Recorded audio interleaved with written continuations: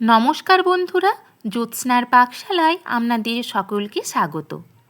আজ আমি আপনাদেরকে দেখাবো ওটস অমলেটের রেসিপি। সকালের ব্রেকফাস্টে বলুন বা বিকেলের টিফিনে বলুন, দুই সময়ই ওটসের অমলেট খুব ভালো যায়। ওটসের অমলেট বানানোর জন্য আমি 1 কাপ কুয়েকার ওটস নিয়েছি। এখন একটা মিক্সিং জার নিয়ে নেব। তার মধ্যে ওই 1 কাপ ওটস দিয়ে দেবার পরে মিক্সির ঢাকা পরিয়ে ওটসটাকে আমি গুঁড়ো করে নেব। এখন ওটসটা যে গুঁড়ো করে নিয়েছিলাম একটা বোলের মধ্যে নামিয়ে রাখব। যেই কাপের মাপ করে আমি ওটস নিয়েছিলাম সেই কাপের হাফ কাপ জল দিয়ে ওটসটাকে খুব ভালো করে জলের সাথে মিশিয়ে নেব। ওটসের সাথে জলটা খুব সুন্দরভাবে আমার মেশানো হয়ে গিয়েছে। ঢাকা দিয়ে আমি 5 মিনিট রেস্টে রেখে দেব। একটা আমি বোল নিয়ে নিয়েছি, তার মধ্যে 2টো ডিম ফাটিয়ে নেব। ডিম দুটো ফাটিয়ে নেবার পরে তার মধ্যে পরিমাণ মতো নুন এবং সামান্য পরিমাণে হলুদের গুঁড়ো দিয়ে দেব। একটা কাঁটা চামচের সাহায্যে নুন এবং হলুদ গুঁড়োটাকে 2টো ডিমের সাথে খুব ভালো করে ফেটিয়ে নেব। ডিমটা আমার খুব সুন্দরভাবে ফেটানো হয়ে গিয়েছে। আমি ওটসটা ভিজতে 5 মিনিট রেস্টে রেখেছিলাম। ঢাকা খুলে দেখে নেব ওটসটা আমার নরম হয়েছে কি না। ওটসটা আমার খুব সুন্দরভাবে নরম হয়ে গিয়েছে। আমি যে ডিমটা ফেটিয়ে রেখেছিলাম সেই ডিমটা দিয়ে দেব। গাজর গ্রেট করে রেখেছিলাম। একটা মিডিয়াম সাইজের পেঁয়াজ মিহি করে কুচিয়ে রেখেছিলাম। অর্ধেক পরিমাণ টমেটো এবং অর্ধেক পরিমাণ ক্যাপসিকাম খুব ছোট ছোট করে কুচিয়ে রেখেছিলাম। সেগুলি দিয়ে দেবার পরে পরিমাণ মতো নুন, একটা কাঁচা লঙ্কা কাঁচির সাহায্যে কেটে দেব। ঝালটা আপনারা আপনাদের পছন্দ মতো বাড়িয়ে বা কমিয়ে নিতে পারেন।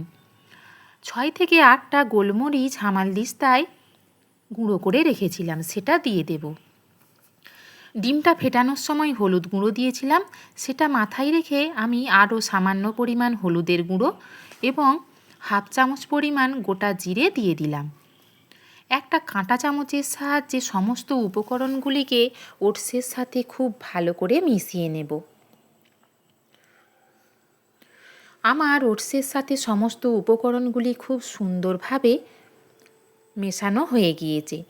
গ্যাসের মধ্যে একটা তাওয়া বসিয়ে নিয়েছি। তাওয়াটা গরম হয়ে গেলে 1 চামচ সাদা তেল দিয়ে দিলাম। তেলটা গরম হয়ে গেলে একটা হাতার সাহায্যে আমি ওটসের ব্যাটার থেকে কিছুটা পরিমাণ ব্যাটার ওই তেলের মধ্যে দিয়ে দেব এবং ওই হাতার পিছনে করে ব্যাটারটাকে খুব সুন্দরভাবে তাওয়াতে মেলে দেব। ওটসের ব্যাটারটা আমার খুব সুন্দরভাবে তাওয়ার মধ্যে মেলা হয়ে গিয়েছে। এখন আমি ঢাকা দিয়ে গ্যাসের ফ্লেম লোতে রেখে 5 মিনিট রান্না হতে দেব। 5 মিনিট পর ঢাকা খুলে দেখে নেব সমস্ত সবজিগুলো এবং ওটসের অমলেটটা আমার 1 পিস ভাজা হয়েছে কি না। দেখুন 1 পিস খুব সুন্দরভাবে ভাজা হয়ে গিয়েছে। এখন আমি উল্টে অপর পিসও খুব সুন্দরভাবে ভেজে নেব। আপনারা আমার এই রেসিপি ফলো করে বাড়িতে অবশ্যই একবার ওটসের অমলেট বানিয়ে খাবেন। যদি আপনাদের এই রেসিপি ভালো লেগে থাকে অবশ্যই কমেন্টে জানাবেন। নিত্য নতুন রেসিপি পেতে আমার চ্যানেলটি সাবস্ক্রাইব করবেন। পাশে থাকা বেল আইকনটি অবশ্যই প্রেস করবেন, যাতে নিত্য নতুন রেসিপিগুলি আপনাদের কাছে সবার আগে পৌঁছে যেতে পারে।